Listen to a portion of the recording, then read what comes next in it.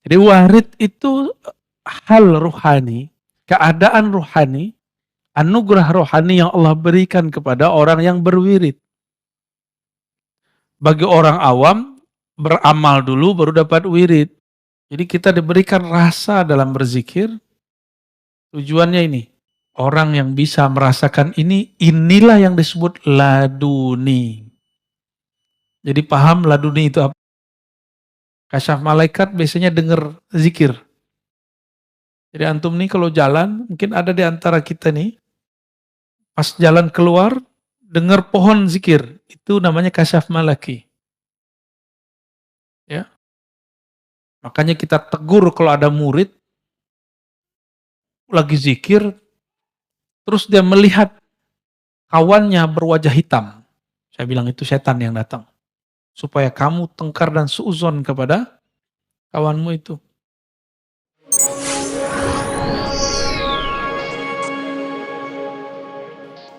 Sesungguhnya, awal agama itu adalah makrifatullah, mengenal Allah. Apa itu wirid? Amalan yang diistiqomahkan. Kapan seseorang mempunyai wirid?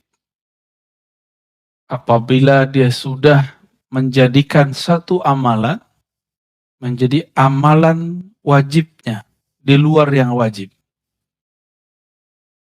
Jadi dia mendisiplinkan untuk dirinya di luar yang sudah ada. Kalau 5 waktu kita sudah tahu. Tapi di luar itu dia melazimkan amal-amal yang tidak dianggap wajib oleh orang awam. Ya, maka disebut wirid. Maka wirid itu bisa berupa amal fisik seperti sholat. Sholat kebetulan di dalamnya ada juga kaul. Ya, ada juga yang amal maliyah. Jadi fisik, badani, fi'li, qauli, ada mali. Ada juga mal, pakai harta. Orang yang rutin setiap hari bersedekah itu jadi wirid. Atau setiap minggu berarti dia berwirid. Setiap bulan berarti dia berwirid. Ada yang menjadikan wiridnya umrah setiap tahun. Ada yang ulama kita menjadikan wiridnya setiap tahun haji. Apapun caranya dia pergi haji. Dulu ada imam-imam kita yang hajinya 60 kali. Umurnya 80. Berarti dari umur 20 sampai wafat, dia selalu berhaji. Tapi khusus dia, bukan kita ya. Baik. Tapi wirid secara umum, amalan bacaan yang kita rutinkan. Atau amalan fisik yang kita dawamkan. Misalnya teman-teman ini suka puasa Senin Kemis. Maka disebut wirid. Ciri-ciri orang sudah punya wirid, selain istiqamah, kalau ketinggalan dia qada. Jadi kalau antum ini malam tadi zikir, ketiduran, qada besoknya. Baru disebut wirid. Jadi kalau masih, amalan sunat kok, biarin aja. Berarti belum jadi wirid. Paham? Ya. Punya kebiasaan baca Quran 1 juz sehari. Legirihlah tidak kuat, tidak sanggup. Maka diqadha esoknya. Maka ini disebut bacaannya wirid. Pertanyaannya, lebih duluan wirid atau warid? Nah, apa beda wirid dengan warid? Warid itu anugerah yang Allah berikan. Bisa maqam, rasa, hal ya. Getaran saat berzikir. Rasa makna yang muncul dalam berzikir disebut warid. Duluan mana rasa itu datang atau wiridnya duluan? Nah, Kalau rasa dulu, itu yang benar. Karena rasa itu datang dahulu, baru kita wirid. Namun karena kolbu ini berpenyakit, rasa itu datang terasa bagi dia hambar.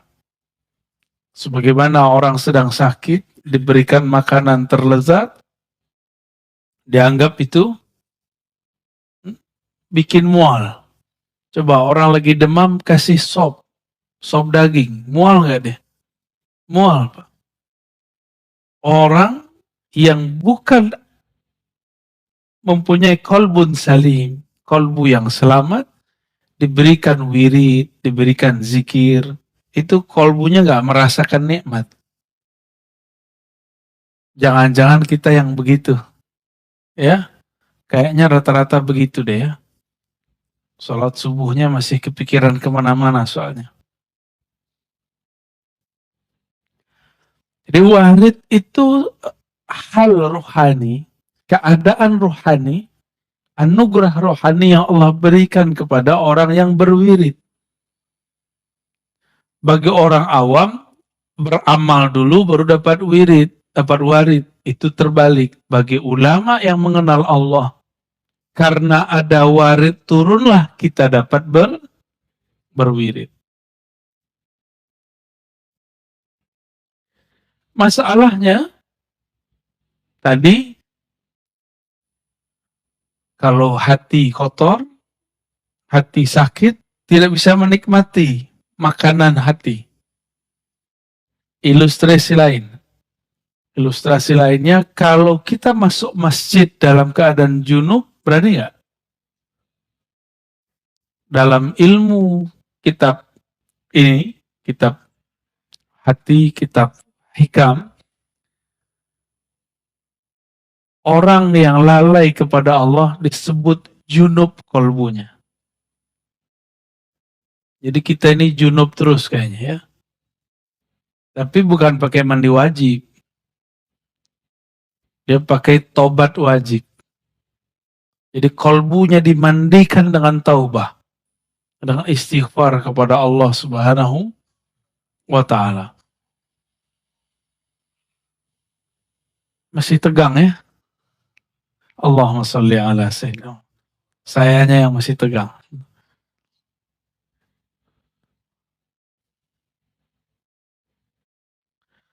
أورد عليك الوارد لتسلمك من يد الأغيار وليحررك من رق الآثار. أورد عليك yang paling atas ya.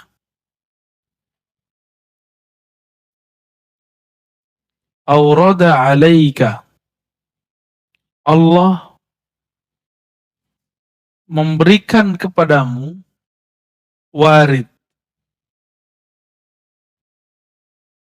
Satu warid supaya apa?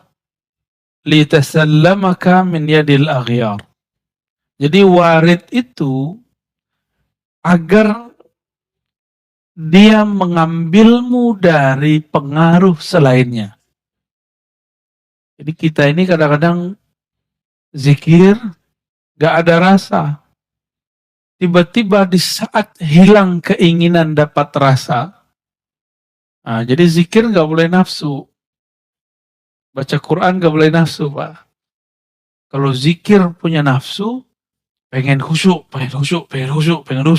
gak dapat khusyuknya. Ya. Zikir pengen usul, pengen sakti, gak sakti antum. Ya. Sama dengan ketemu guru, ketemu ustadz, pakai nafsu, gak akan ketemu. Gak usah nafsu. Ya. Segala sesuatu itu biasa-biasa aja. Jangan terburu-buru, jangan tergesa-gesa, jangan maksa-maksa. Jangan maksa Allah juga. Kalbu kita belum siap. Antum mau merasakan yang Nabi rasakan. Ntar keluar rumah, pohon ngomong. Berani gak? Paling-paling besok gila. Ngomong-ngomong sendiri, ya, ngomong pohon. Gak sanggup kita. Maka Allah Subhanahu wa ta'ala mengambilnya pelan-pelan. Ada orang yang diambil langsung. yang diambil langsung, terjadilah apa yang disebut majzub. Tahu majzub? Masih ingat ciri-ciri wali? Macam-macam wali ada 3. Wali malamatiyah, wali majzub, wali sufi. Wali majzub ini yang mendadak diambil oleh Allah Subhanahu. Jadi dia diberikan mahabbah, diberikan ma'rifat secara mendadak. Maka kaget itu, akalnya kaget. Orang biasa yang tidak mengerti walaupun gelarnya doktor, ustadz, kiai 1000 kali, kalau nggak paham ilmu ini, dia akan anggap orang yang mengalami itu gila. Dan saya dituduh orang yang meyakini wali gila. Menurut antum, Wan Syekhon gila nggak? Wali pastinya. Ya, saya punya penyakit serak kalau berbicara, apalagi pagi-pagi begini. Tiba-tiba beliau ngantarin satu obat yang sampai sekarang mujarab. Dokter diobatin orang gila, mungkin nggak? Hah? Mungkin nggak? Mungkin nggak dia gila? Nggak mungkin. Ente yang nggak paham. Ya. Jadi kita tidak pernah meyakini wali itu gila. Atau orang gila wali, nggak ada. Kita menyebutnya majzub. Dan majzub beda dengan majnun. Majzub orang yang ketarik akalnya karena cinta. Sedangkan majnun orang yang tertutup akalnya disebut gila. Waliharriraka min rikil athar. Allah memberikanmu warid, pertama menyelamatkanmu dari selainnya, yang kedua membebaskan kamu dari perbudakan athar alam semesta. Athar itu boleh juga diartikan ciptaan Allah Subhanahu wa ta'ala. Kita ini mohon maaf sudah jadi budak fulus, budak badan. Coba antum lihat. Berangkat pagi, pulang sore. Untuk apa? Fulus, jujur aja. Fulus untuk siapa? Untuk keluarga, untuk anak, untuk badan, untuk lifestyle, gaya hidup. Berarti kita betul-betul jadi budak badan ini. Budak dari pasangan kita sendiri. Mau jadi budak. Ya, budak kalau di Malaysia anak-anak. Tapi perbudakan, paham perbudakan. وَلِيُحَرِّرَكَ مِنْ رِكِ الْآثَارِ. Allah berikan rasa supaya kamu tinggalkan perbudakanmu. Inilah yang membuat antum hadir pagi ini. Insya salah satu perbudakan badan tidur. Jadi tidur itu tanda kita tergadaikan oleh tubuh ini. Jadi pengennya jam segini ngapain? Tidur ya, sama Pak Sio pengen tidur. Tapi karena janji, nggak boleh egois. Ya. Doakan saja saya selamat dan sehat selalu. Dan teman-teman yang bersama. Ya. Kalau dihitung-hitung capek Pak. Ngajar itu capek, lelah. Tapi ya, kalau kita pikir lelah, kapan berjuangnya? Ya. Itu suara apa itu Bu? Ya, ditahan. Yang terganggu bukan saya, orang di depan saya ini. Kekasih Bapak Ibu ini.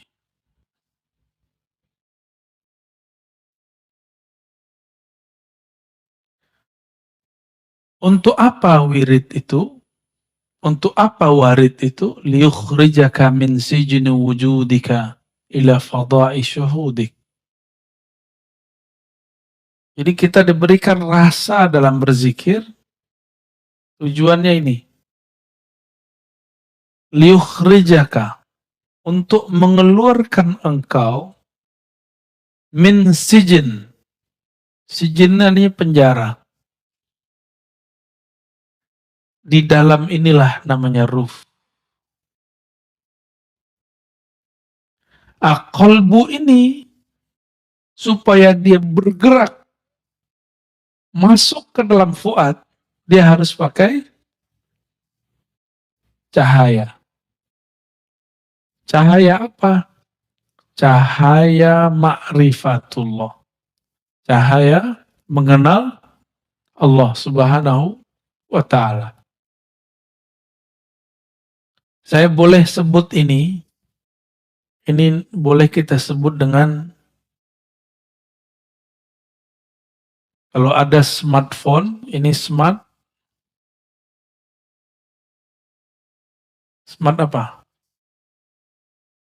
Kolbu.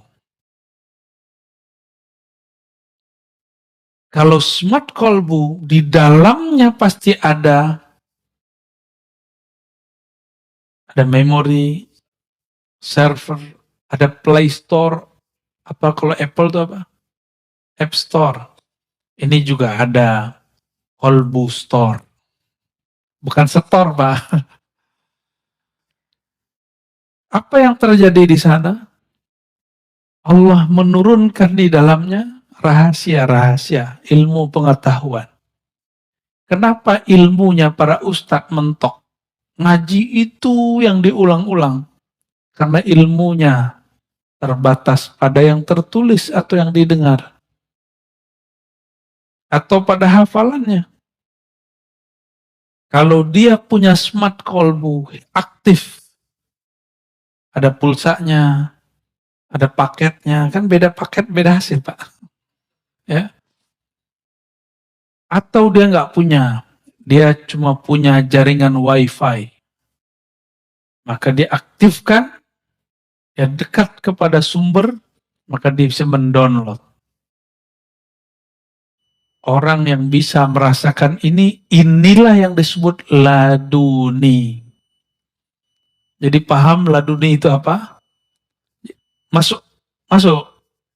Bisa dipahami. Jadi laduni itu nggak aneh-aneh, Pak. Laduni itu bukan berarti kepala dikeplak-keplak terus masuk ilmu, tuh nggak. Ambil kitab terus gini, masukin, nggak begitu.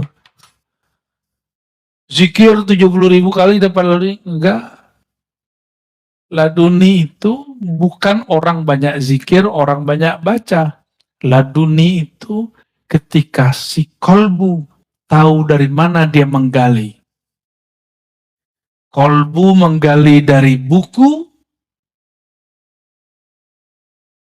atau kolbu menggali dari lub dan sirnya. Kalau dia menggali dari lubnya, dia bisa memprediksi masa depan. Jika dia menggali dari sirnya, dia dapat membaca rahasia apa saja di alam semesta. Kalau pakai ruh, gak ada batas, unlimited. Itulah rohani Rasulullah Sallallahu Alaihi Wasallam. Jadi yang pakai ruh itu cuma Rasulullah. Para nabi paling sampai lub. Para nabi, Pak. Jadi 124.000 para nabi itu paling tinggi cuma lub dan sir. Lub, sir, lubnya dan sirnya. Oh, ini ada satu sini lagi ya.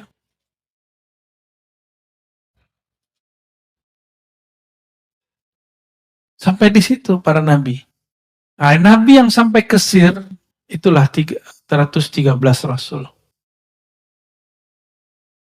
Sedangkan selainnya sampai di awal-awal sir itu. Sedangkan yang 313 itu di ujung. Di ujung pencapaian rohani. Yang menjadi pakar ruh cuma Rasulullah Sallallahu alaihi wasallam. Maka ilmunya Rasulullah di atas para malaikat. Jibril nggak bisa tembus, Pak. Jibril cuma sampai ke Fuad. Jibril menurunkan Al-Quran sampai ke Fuad. Sebenarnya dia tidak menurunkan, dia cuma nyolek Fuadnya Rasulullah. Ternyata dalam kolbu Rasulullah sudah ada semua Quran. Jadi Quran turun itu cuma formalitas. Pada hakikatnya di kolbu Nabi sudah ada semua Quran itu. Kan hulukuhul Quran, akhlaknya Quran, berarti dia itu batangannya Quran, kira-kira begitu. Isinya Quran ya Rasulullah itu sendiri. Kalau akhlaknya Quran, sifatnya apa dong? Hembusannya apa dong? Dialah hakikat Quran yang sebenarnya. Dengan demikian Rasulullah SAW itu ilmunya unlimited, tidak terbatas. Kalau kita ada kuota unlimited, tapi kalau habis jatahnya loading.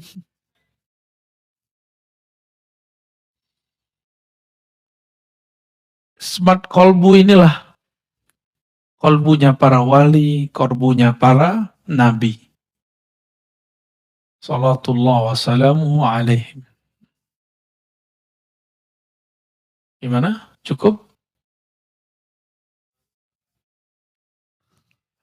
Beneran? Baru mau kodimah ini ya. Ya udah, aneh tambah satu lagi hadiah buat antum ya. Jangan sholat syuruk ya.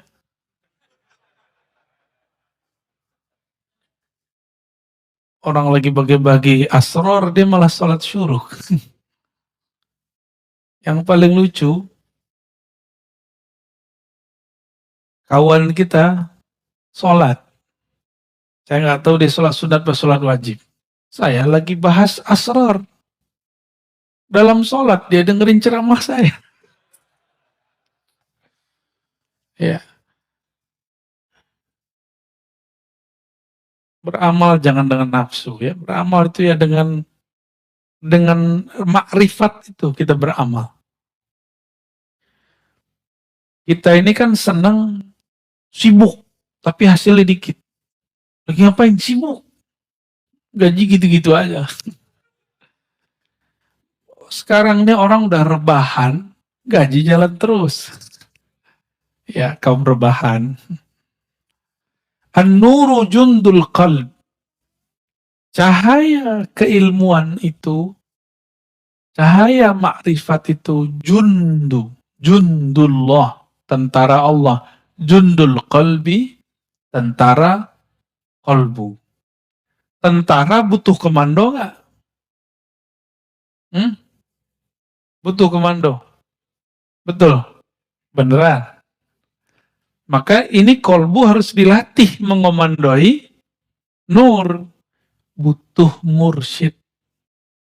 Syaikh yang membimbing dia. Kalau enggak nanti, ketika ada cahaya yang tadi tidak terlihat, namanya kasyaf. Paham? Kalau sesuatu terlihat, kolbunya belum terlatih, nanti kolbunya akan tersesat pada kasyaf syaitan. Nah, kasyaf ini terbagi, ya, kasyaf. Apa arti kasyaf? Terbukanya tabir gaib. Kasyaf ya. Terbukanya tabir gaib. Kasyaf ini ada kasyaf syaitani.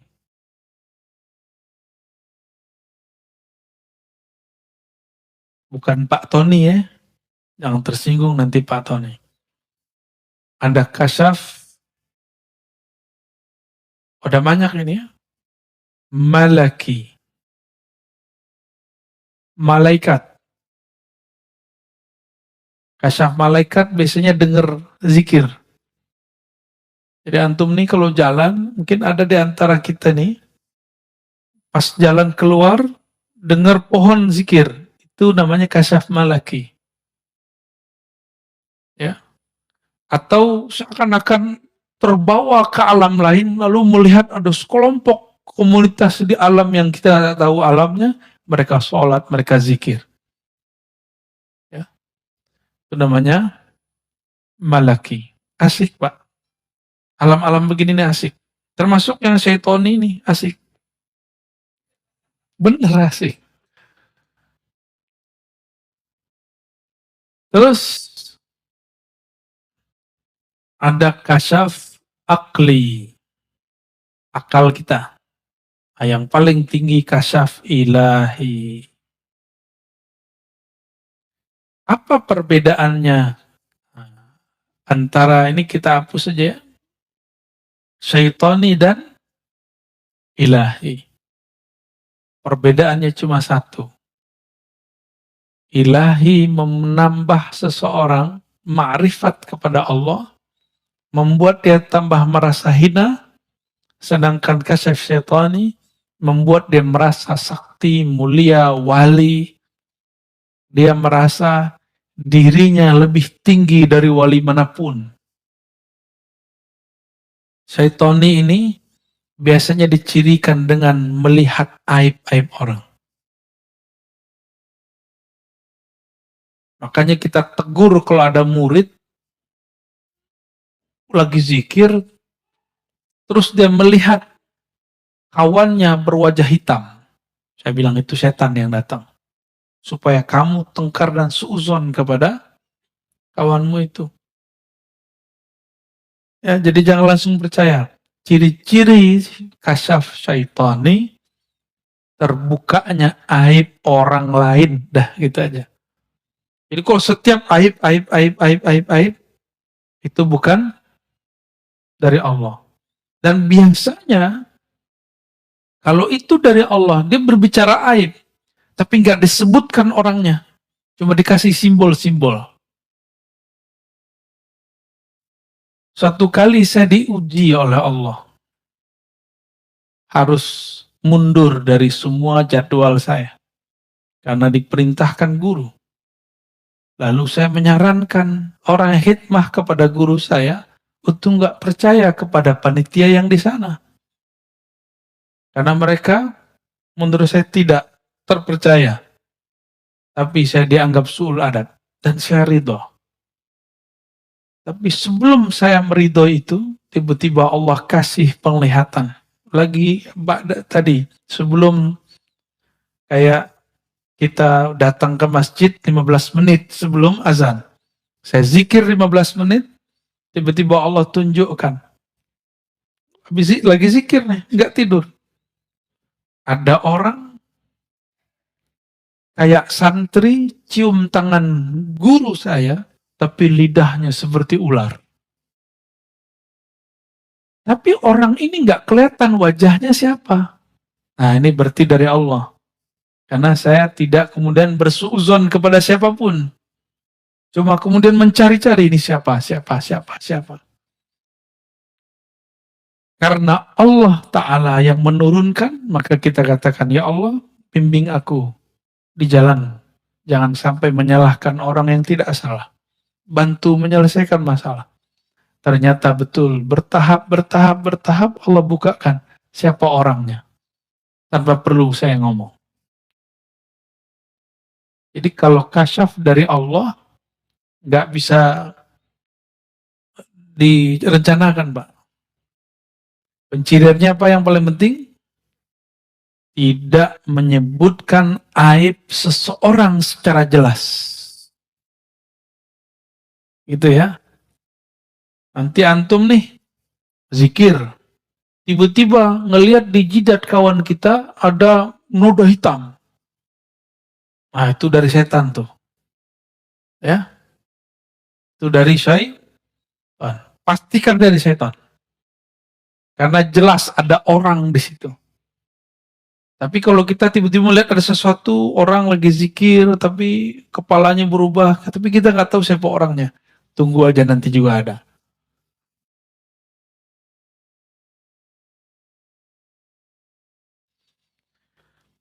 Cahaya itu tentara kolbu. Kama anna zulmata jundun nafs.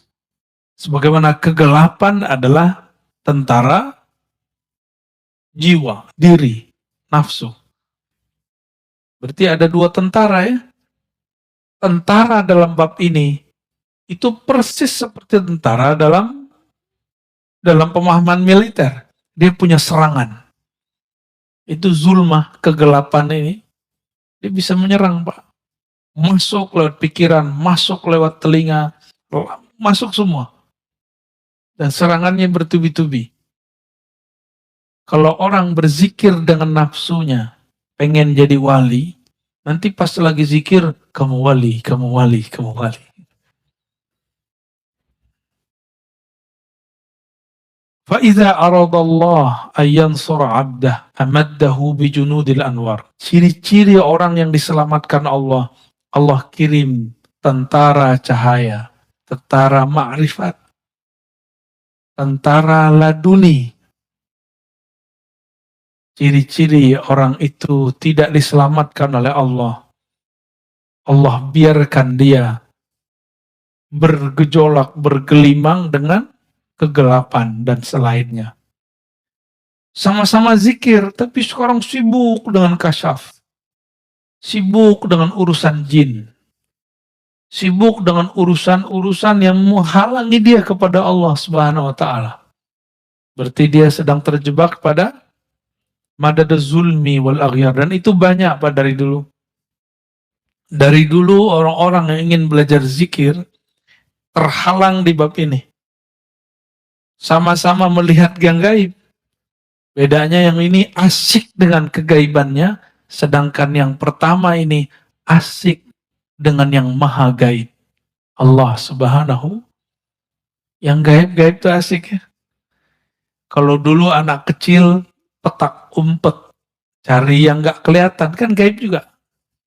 Petak umpetnya ahli zikir, pengen cari-cari khadamnya orang. Cek nih, cek, wah kamu punya khadam nih 1000. Oh kamu punya jenazah. Asik itu Pak, asik bener. Saya kan mantan.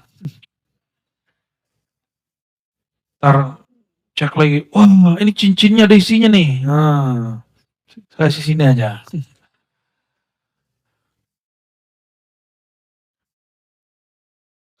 Maka kalau Bapak Ibu nih simpan benda-benda yang diisi-isi, saran saya dikubur aja. Kubur atau kasih ke orang ahli atau taruh di museum. Ya, keris diisi itu ganggu Pak nanti. Ganggu zikir. Jimat udah buang tuh jimat ya, bakar. Ya.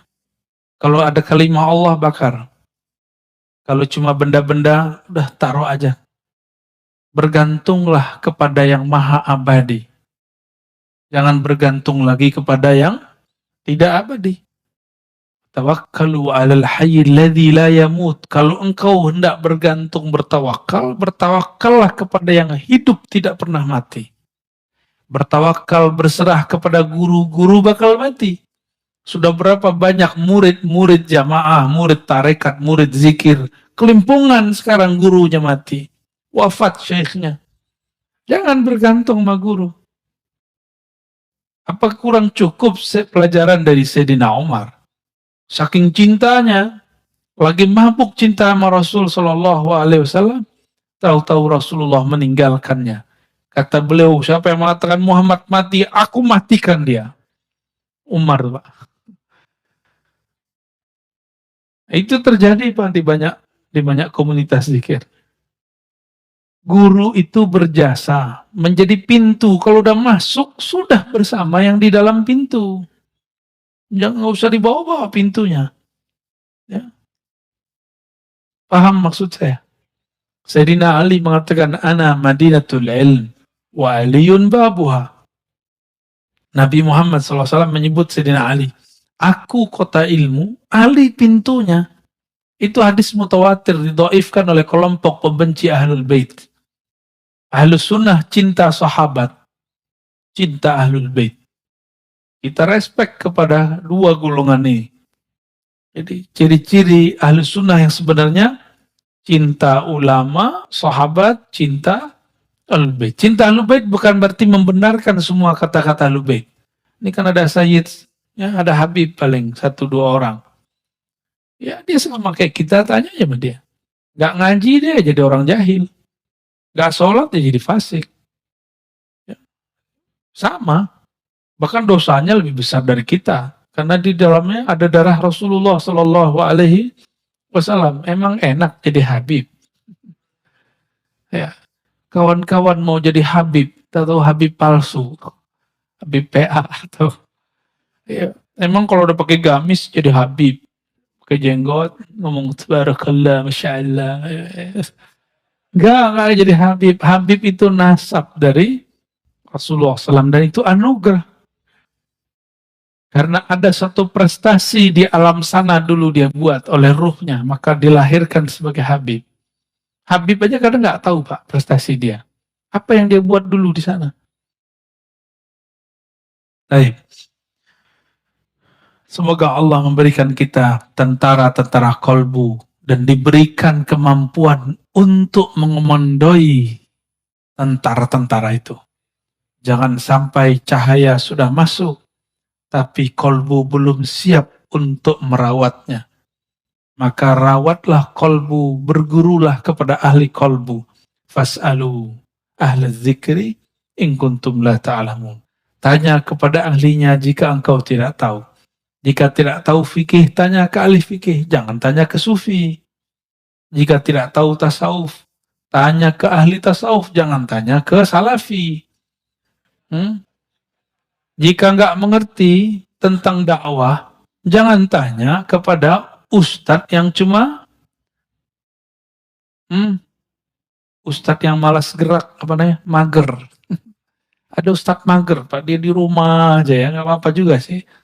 Jangan tanya jemaah tabligh kepada ustadz mager, nggak paham dia. Sebagaimana antum jangan tanya persoalan suluk khalwat kepada orang yang sedang rehlah dakwah. Dulu kita khuruj, saya ikut khuruj dulu. Sampai di satu tempat, itu orang kampung sana suluk tarekat. Zikirnya Allah, Allah. Setahu saya, dalam khuruj ada bab tidak boleh membicarakan atau menyalahkan khilafiyah. Ini kawan saya menyalahkannya. Diusirlah. Untung ada saya, sudah pernah bersuluk 40 hari. Kita cut dari saya yang urus. Akhirnya, jadi bersahabatlah kita sama orang yang tadi disalah-salahkan itu. Malah dia baca-baca isi hati saya. Dia kira saya nggak bisa baca juga. Taib, alhamdulillahi rabbil alamin. Ngebul ya. Semoga Allah kirim tentara kolbu, bukan tentara nafsu. Dekati ahlinya, jangan jauh dari mereka, amalkan ilmunya. Insya Allah tentara kolbunya dapat dikendalikan. Ya. Kemarin saya ketemu dengan ketua rutan di pelosok negeri, di perbatasan Kalimantan Barat dengan Malaysia. Bapaknya baik sekali. Kita disambut benar-benar baik. Sebelum saya keluar, selesai kita ngisi kajian untuk para napi, nggak tahu napi namanya. Tiba-tiba ketua lapasnya, ketua rutan yang ngomong, Ustadz, doakan saya pindah segera. Waktu kajian saya ngomong, semua kita ini terpenjara. Saya tunjuk dia, ini dia terpenjara, ini terpenjara semua. Bedanya, yang lagi ditahan dengan fisiknya. Yang sedang bekerja, dia tahanan pekerjaannya. Tahanan daripada tuannya, atasannya. Benar nggak? Suami istri, kalau tidak kenal Allah, tidak cinta Allah dan Rasulnya, menjadi tahanan rumahnya. Coba lihat suami-suami ngomongnya apa? Takut sama istri. Padahal yang benar hormat kepada istri, dua hal yang berbeda. Menghargai istri itu beda sekali. Banyaklah kiai-kiai takut sama istri ya. Kalau kiai sudah takut sama istri, gimana nasib jamaahnya? Kalau kiai sudah takut dengan yang di rumahnya, bagaimana dia berjuang melawan musuh di luar sana? Yang di rumah bukan untuk ditakuti, tapi dicintai dan dihargai, udah sederhana. Dan mereka harus jalannya bersama Allah. Maka bahtera rumah tangga yang bukan karena Allah, bubar aja. Ya, untuk apa dipertahankan, antum akan menjadi budak selama-lamanya. Jadi kalau nggak betul-betul sejalan kepada Allah, ya nggak usah dipertahankan.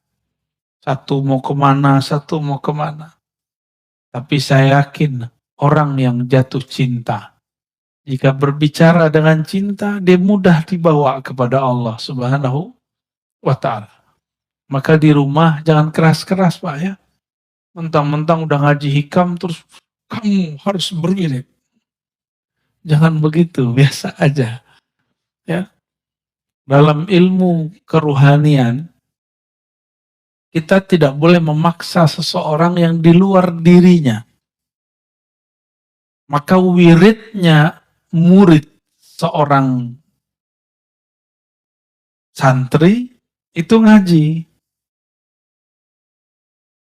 Kalau muridnya seorang pegawai, maka dia dikasih wirid doa berangkat dan doa pulang, tapi disisipkan di tengahnya. Wirid kamu yang hakiki adalah bekerja dengan jujur dan amanah. Itu wirid paling tinggi bagi orang bekerja. Bagi pemimpin-pemimpin, itu wiridnya adalah amal, amanah dan adil. Kalau wirid saya, ngajar dengan ikhlas. Ikhlas itu yang berat Pak, ngajarnya gampang. Tapi kalau sudah ikhlas, tidak ada lagi yang berat. Kenapa ikhlas itu berat? Karena pakai akal, diakal-akali.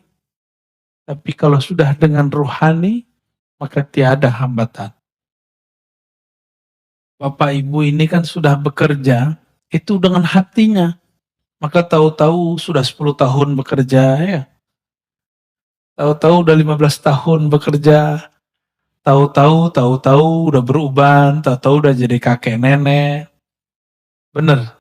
Saking cintanya sama pekerjaan, lupa. Saya mau tanya, Bapak sudah nikah berapa tahun? Iya. Coba dikenang awal nikah, Pak. Langsung teringat? Sebentar nggak? Sebentar, berarti Bapak cinta sama istri. Ya, alhamdulillah. Ente udah hamil. Anak berapa? Rasanya berapa tahun?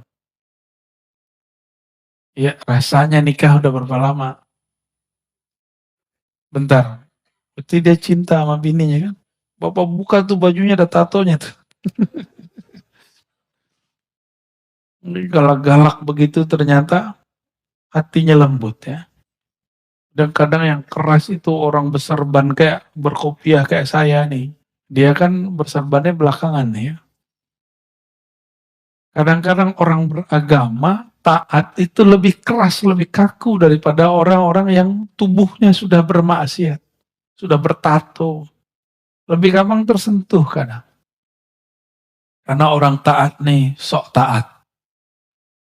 Kalau sudah ada sok sedikit, susah masuk ilmu.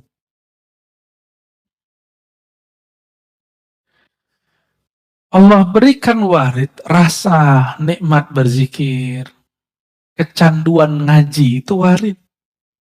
Antum merasa nikmat ngaji, ada lapang rasa dalam pikiran, itu warid paling mahal. Lebih gede daripada wirid 70.000 kali zikir. Lebih gede daripada sholat 1000 rakaat. Lah kok tiba-tiba ada jamaah, saat syuruk dia sholat dulu, ustadznya lagi ngomong. Berarti dia nggak dapat warid lagi ngaji. Dia beramal pakai nafsu. Pengen dapat amalan, pahalanya, umroh dan haji gratis. Ya, padahal ngaji lebih utama daripada itu. Antum belajar satu bab, ini udah 2 bab nih. Itu sama dengan 1000 rakaat. Syuruk cuma 2 rakaat. Tuh, cerdas nggak orang begitu? Tapi di banyak masjid saya melihat begitu. Karena umat diajarkan mengejar pahala, bukan mengejar ma'rifat, bukan mengejar ilmu. Umat diajarkan mengejar benefit, keuntungan, keuntungan, keuntungan. Kalau kamu begini, kamu dapat ini, kamu begini, dapat ini. Ilmu begitu, tambah akhir zaman, tambah ditinggal orang. Ya, maka para asatidz, para ustadz, kita cerita motivasi dengan pahala seperlunya. Mulai cerdaskan umat. Jangan perbodoh umat dengan benefit pahala, pahala, pahala. Itu anak kecil begitu. Anak kita dulu atau kita dulu waktu kecil diiming-iming orang tua. Kalau kamu sholat 5 waktu, Bapak belikan sepeda. Kalau kamu puasa 30 hari, dibawa jalan-jalan ke Bali. Gitu. Kan salah itu ya. Tapi untuk anak kecil boleh. Untuk anak kecil boleh. Saya pernah cerita, saya bilang ke anak saya, nanti kalau kamu puasanya benar, beliin laptop. Sekali kita ketiduran. Masya Allahu, ya fa'al. Kita ketiduran. Dia nangis. Dia nangisnya apa? Gak bisa beli laptop. Gak jadi beli laptop. Abi gak jadi beli laptop. Bangun jam 6 semua. Sok-sok tahajud malam tadi. Lewat, bablas. Itu anak nangis bukan karena puasanya tidak lengkap. Bukan karena dia tidak sahur. Tapi karena dia berpikir, tujuan dia tadi apa? Laptop. Jadian, Pak. Mau begitu? Ya, Allah sudah tunjukkan sekarang ini orang-orang yang mengajarkan iming-imingan begitu itu banyak masalah. Ya, pasti banyak masalah. Kita doakan mereka, para asatidz yang mengajarkan itu. Semoga Allah angkat lagi derajatnya ke derajat yang di atas itu. Biar dia tidak selama-lamanya membodoh-bodohkan umat. Ya, mohon maaf ini bahasa yang lumayan kasar. Mungkin sampai kapan ya? Ustaz, antum kajiannya berat sekali. Berat apa? Antum aja bisa menikmati. Ya?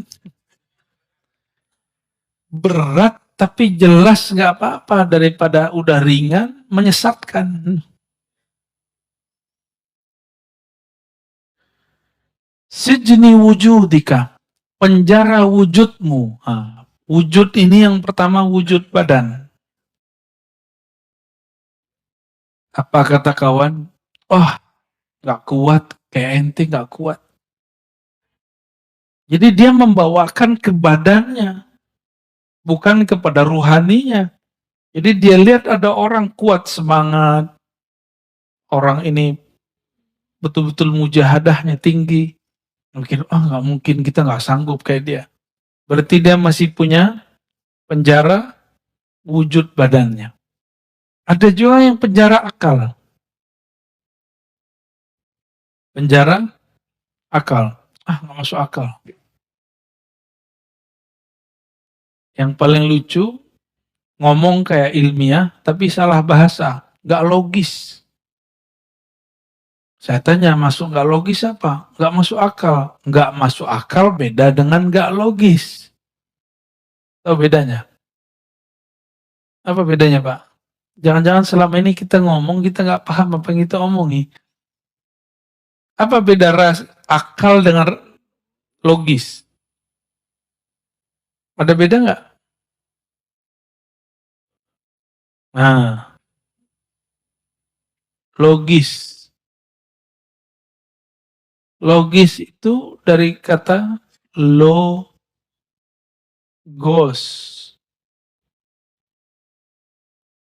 Artinya ilmu atau kata. Kata. Kalau tidak masuk akal, rasio.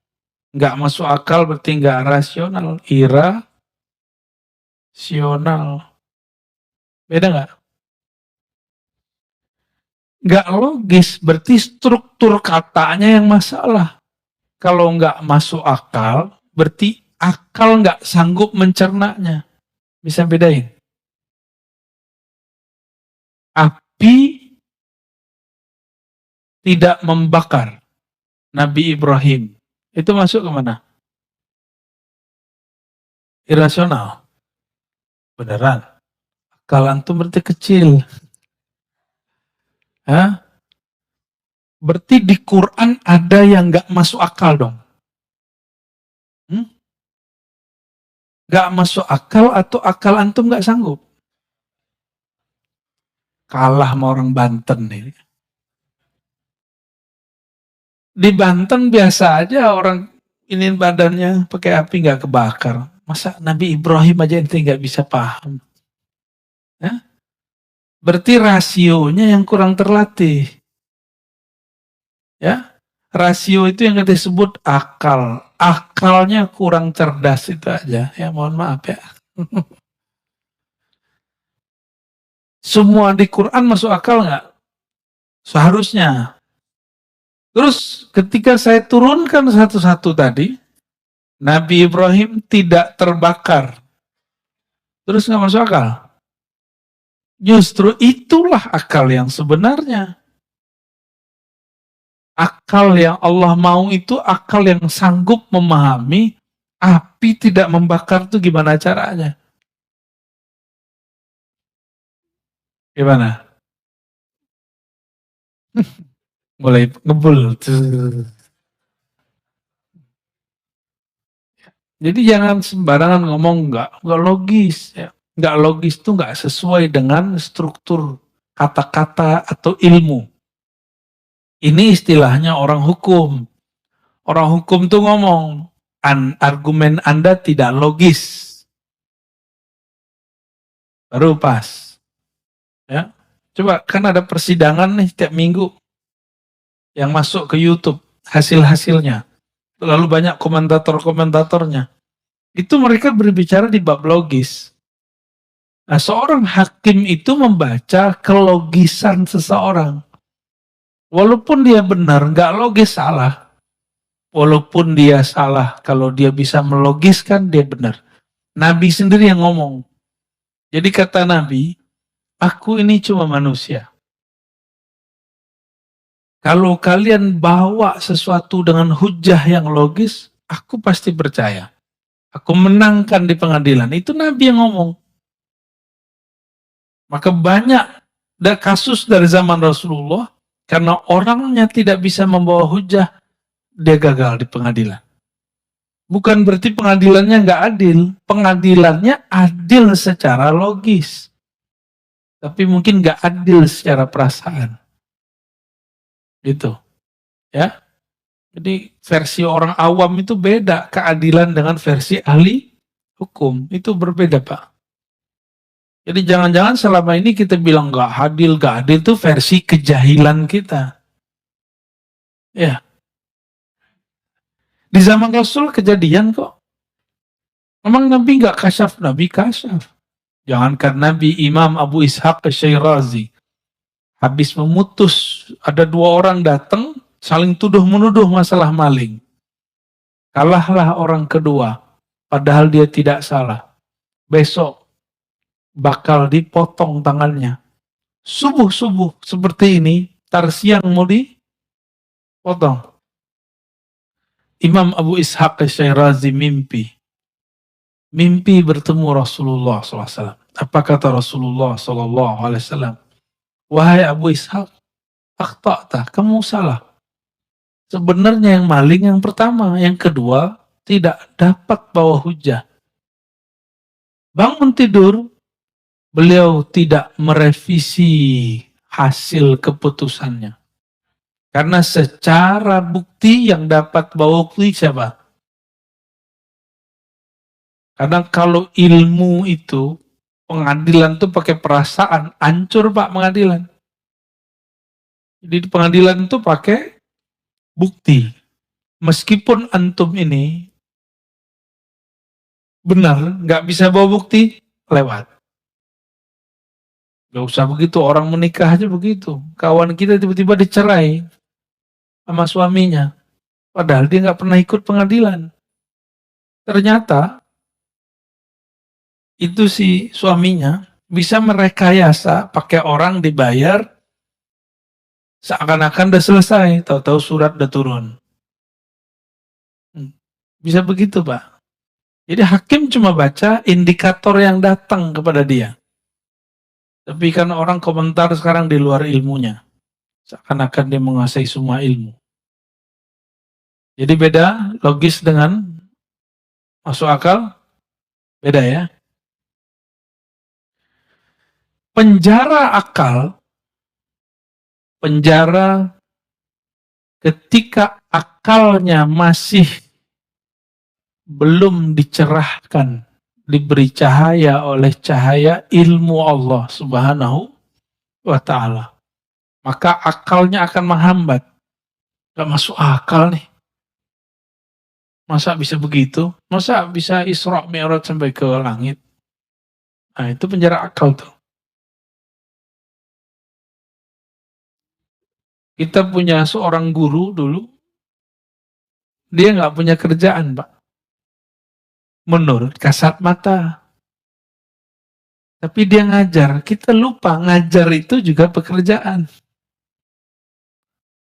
Bedanya, kalau kita kerja untuk bos kita, dia kerja untuk Allah. Allah yang jamin dia. Lebih banyak mobilnya dari orang yang kerja untuk dunia. Lebih banyak tanahnya. Orang datang, Pak Kiai, saya mau kasih tanah. Pakai syarat, tidak, bil 10 hektar, 10 hektar. Orang kerja 50 tahun, 1 hektar pun tidak dapat ya.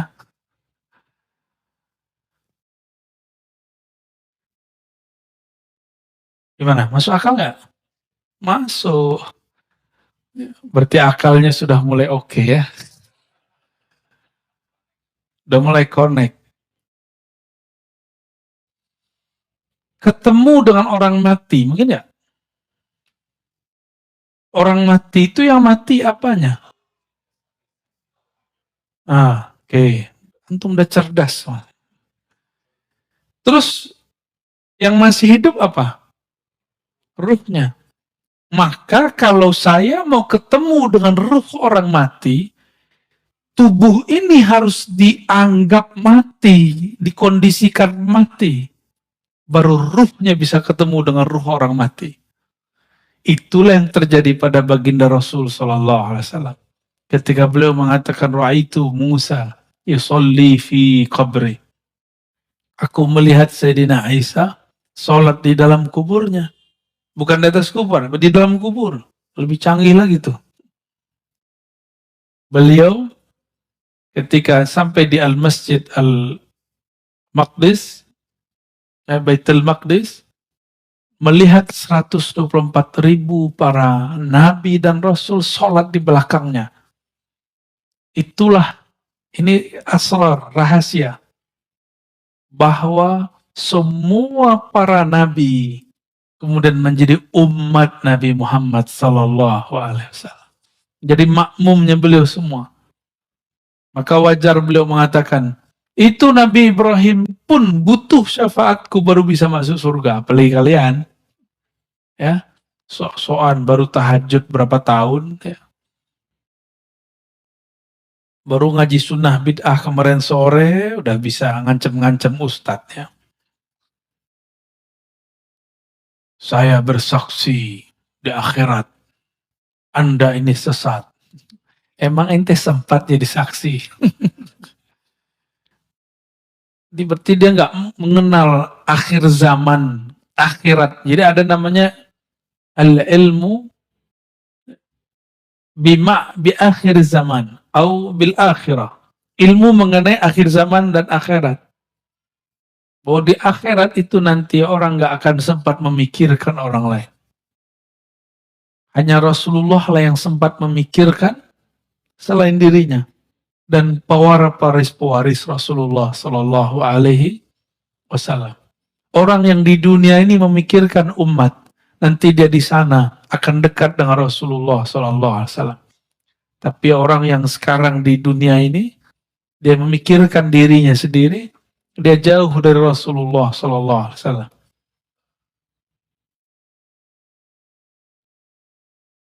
Dari penjara wujudmu kepada fadha'i syuhudik, kepada limpahan penyaksian kepada Allah atau ranah menyaksikan Allah Subhanahu wa Ta'ala. Itu tadi. Kalau Bapak bisa masuk akal nggak? Kiai di kampung digaji 200.000 sebulan dari pesantren. Tapi bisa berangkat umroh haji lebih sering dari Bapak ini. Tiba-tiba mobilnya ganti terus. Gajinya 200.000 sebulan. Seperti yang saya katakan tadi, tanahnya tambah terus. Orang nitip, orang ngasih. Bisa begitu. Gajinya cuma 200. Tapi karena dia kerja untuk Allah, bukan untuk tuannya. Maka Allah Subhanahu wa Ta'ala kayakan dia. Yang tadinya, kalau coba pikirin Mbak, kerja 24 jam. Jadi kiai kan kerja 24 jam.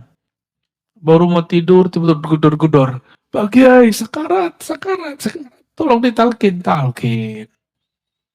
Mau tidur, udah lama gak ketemu istrinya. Baru senang-senang dengan istrinya, tiba-tiba gedor-gedor lagi. Pak Ustadz, ada yang kesurupan. Wah, Ustadznya dukun kali ya. Akhirnya datanglah ke sana. Selesai, dikasih amplop TKS. Terima kasih Ustadz. Gak dikasih apa-apa. Tapi si Ustadz bekerja untuk Allah. Allah yang jamin dia. Percaya bahwa keberkahan bukan pada angka-angka. Keberkahan ada karena orang memandang Allah Subhanahu wa Ta'ala. Ya. Saya kalau pikir-pikir di pesantren atau di kampus ngajar, malas kita, Pak. Tapi kita pikirkan keberkahan, Masya Allah. Ya, ada aja. Dan keberkahan itu milik mutlak Allah Subhanahu wa Ta'ala. Dan dia bisa kirim lewat benda apa saja. Di saat kapan saja. Gimana? Yakin anaknya mau jadi kader jadi kiai? Gaji 200.000 sebulan. Baik. Jadi untuk apa wirid? Warid itu memerdekakan kamu dari perbudakan selain Allah Subhanahu wa Ta'ala. Sebenarnya di kolbu ini ada penjara. Sebelum masuk ke dalam kolbu ada penjara, namanya penjara cahaya. Jadi orang kalau masuk ke situ, dia sudah merdeka dari yang sebelumnya, tapi masuk ke penjara baru. Ini ada teksnya di sini ya. Al-anwar matayal qulubi wal asrar. Al-anwar, apa arti anwar? Cahaya. Ada namanya anwar? Ada ya? Anwar. Cahaya-cahaya itu matayal qulub. Mataya itu boleh diartikan kendaraan.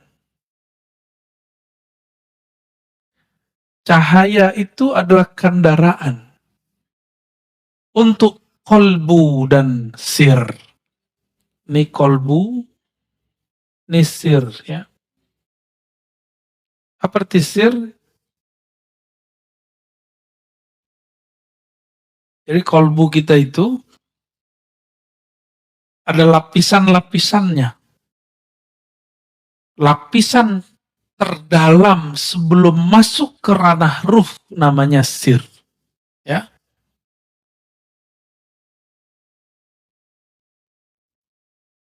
Nih kalau kita buat, nih anggaplah sumur. Ini sumur kolbu.